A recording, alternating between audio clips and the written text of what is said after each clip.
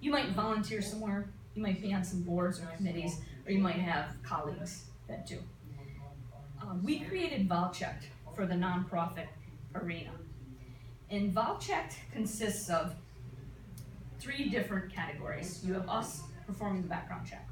You have the organization, and then you have the individual. The individual pays for and controls their own background check.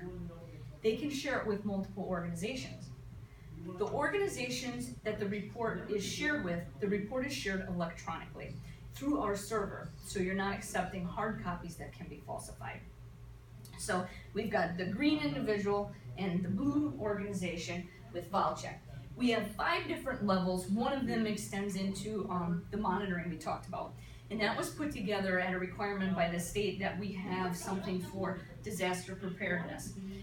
Right now, when a disaster happens, and it's been a few years since we've had a couple hurricanes come through, but when those disasters happen, people needed to be out there helping. Most of them couldn't react quick enough because they needed a background check done. Think about doctors who need to or want to react, and they're being held back because the Red Cross needs a background check. With a continuous monitoring, and that's the 5th level, we eliminate that, and these background checks are ready to go.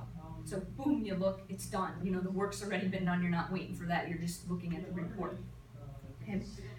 So with VolChecked, you know, we making the world a better place, one background at a time. It's very volunteer driven.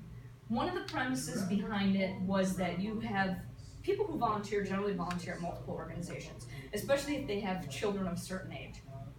So with that, let's talk about Michael White. Remember I talked about Michael White